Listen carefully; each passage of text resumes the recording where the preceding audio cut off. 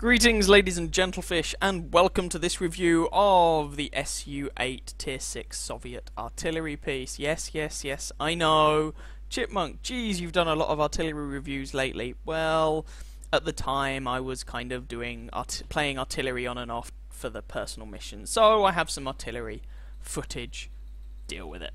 And if we start off with this thing, the only thing I really know about it is what you can see already in the in-game description. Basically, this thing, T-28 medium tank with a 152mm howitzer slapped on top of it. Never entered mass production.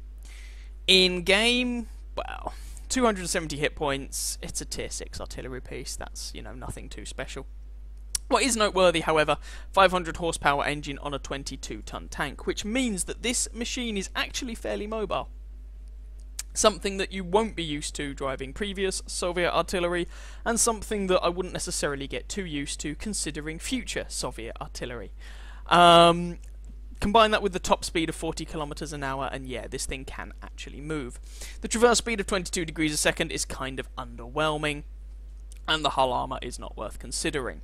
Talk about the gun in just a moment. View range is pathetic, and signal range is not going to get you excited.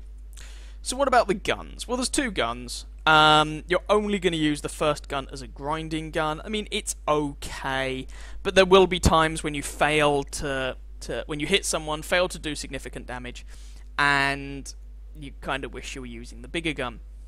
In fact, if you actually compare them, the 122mm howitzer with this 152mm howitzer, that is the top gun, which is basically a long-barreled version of the KV-2's gun. You lose rate of fire clearly, you gain penetration and alpha damage, the dispersion is the same and you lose a bit of aiming time. But this is the gun that you want to be going with. And if you have a look at it, the penetration and damage is actually rather nice on a tier 6 artillery when you bear in mind that the gun arc on this tank is quite high.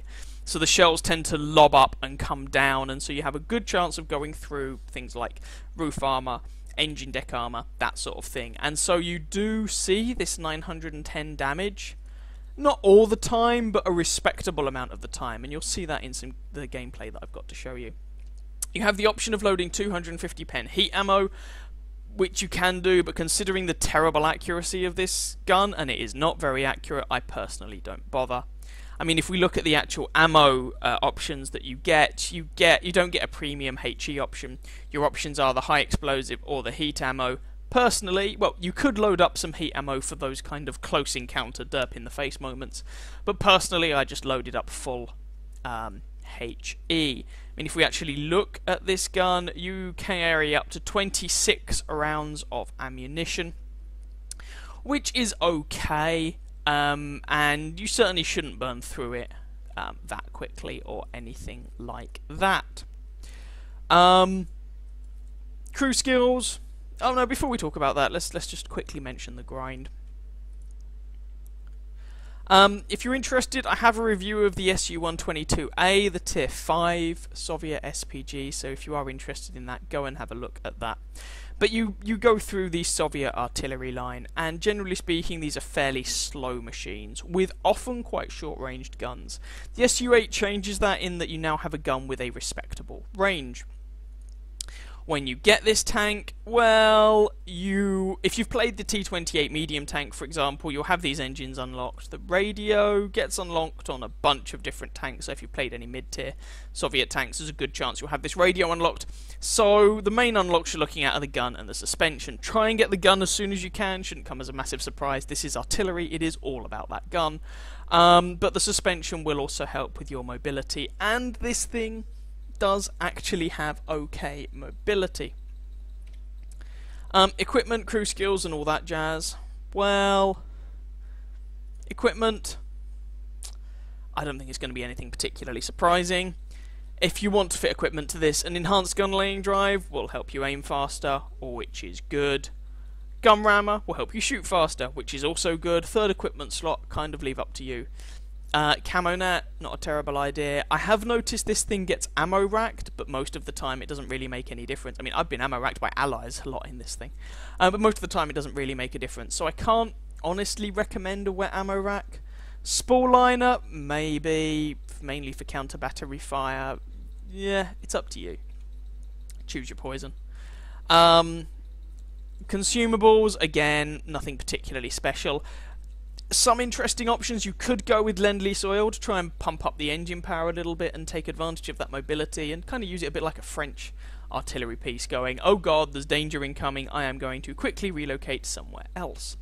You could also use combat rations, of course, to just generally improve the performance of your machine, but they are clearly going to be more expensive options.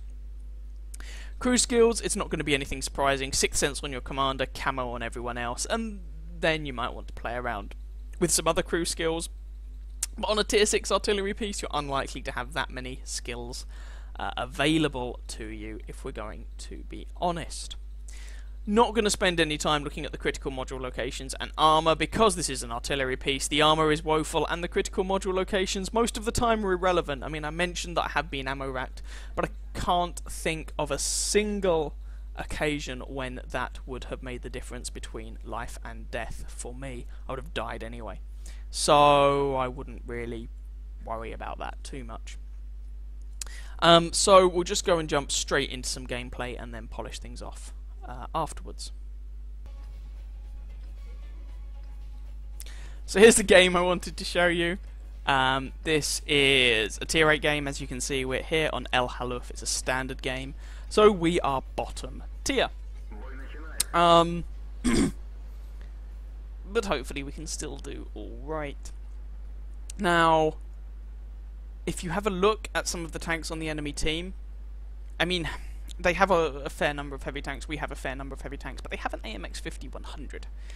AMX 5100 is made of tissue paper. Artillery players look at that tank and they dribble. I have had a special experience of this, as relatively recently, well, a little while ago now, but I have actually been playing my AMX 5100 and I have been raging at the one-shots. Anyway, initially I decided to pre-aim over on this side of the map, thinking that I might be able to catch out a couple of campers. Hello, T-54, can I possibly squeeze in a shot on you? Yeah, let's give it a go. And we even managed 370 odd damage on him. I don't want to keep looking over on that side of the map for too long, because generally speaking the main bulk of the fight tends to happen up in the A1, A2 kind of region. And you can see here, just looking at the minimap for a moment, you can see the very narrow gun traverse on this weapon. Trying for another shot on the T-54 Mod 1, but he does indeed back off. And I don't think I can land a shot. Oh, no, I give the Bulldog a go. And indeed, we actually managed to one-shot the Bulldog.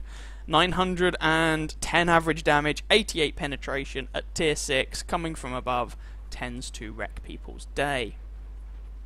So we're going to slightly move around a little bit and switch my attention to the other side of the map. Looking for people who are being a little incautious. And we find an ARL-44. Might be a bottom tier tank, but gets 212mm of penetration with the top gun. I don't actually know what gun he's using, but my point is it gets a good gun selection and can definitely still be a threat in a tier 8 game. It's one of the better machines to have if you're going to be bottom tier. We give the shot a go, but nah, it hits some scenery. Don't relocate here. You could argue that I probably should, but to be honest, counter battery fire is nowhere near as prevalent as it used to be. Now I consider switching my fire back to this other side of the map, trying to find that T-54 Mod 1, because our T-44 is going up to spot. However, he's very firmly behind a rock. I most definitely do not have a shot on him unless he pulls back. Bit like that, really. But shot hits a rock. If you take these slim shots in artillery, and it doesn't really matter what artillery, if you take these slim shots, then you stand a very good chance of it just failing miserably. Centurion has flanked around our tanks who went to the kind of brawling corner, if you will. And that's kind of suboptimal, because it means that these guys are potentially being attacked from two directions. On the flip side, it means that I can land shots in his backside. The problem is he's very close to friendly tanks, and I really don't want to take that shot and risk TKing our T-29 or our T-34. And seeing if I can get a shot on the enemy T-34, we managed to splash him for 143, but nothing to really get too excited about. Now, I probably should have actually spent more of this game concentrating on that top corner up there rather than on the T-54 Mod 1, because it's that top corner that usually decides the outcome of the games on this map. AMX 5100 there, he's got a lot of health to give, and I can penetrate him, and so I can take a lot of his health away. So he's also a very dangerous tank, so that would be a really useful kill to have. And there we go. 717 damage, penetrating HE shell, a very useful kill to get indeed, as we take out one of their most powerful tanks. There's still, of course, a whole world of pain rolling around that corner, but quite a lot of it is on relatively low health. Centurion is on 36, T-43 is on 400 odd.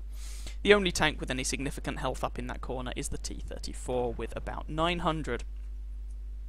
And so I'm just pre-aiming for this corner on hoping that someone is incautious and pops around. T-34 does take a good chunk of health to the face though, presumably from our T-34, which makes it very unlikely that he's going to poke out. And I'm not quite in time to get a good shot on this T-43, but I take it anyway on the off chance.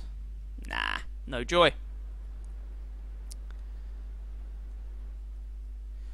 Now, I have relatively good shots towards these guys. I'm a little bit reluctant to move any further around because that would take time, and I don't really want to leave these guys without artillery support for that long. The most dangerous tank left on their team is T-34, arguably the T-54 Mod 1, but the fact that the T-54 Mod 1 has spent a good chunk of this game camping does not make me think that he's the best player in the world. And the enemy... Oh, it's Dragonlord CV! From the forums, I hadn't actually noticed. The enemy ARL-44 is complaining about mods. Well, sorry, but this is the EU server, and the official stance of Wargaming EU is to use your own conscience. There is no blacklist. Deal with it. Anyway, I digress. That T-34 is now dead, T-54 Mod 1 is dead, and now the enemy is very much on the back foot. And here you can see using that mobility to go somewhere else. The mobility on this tank is actually pretty respectable.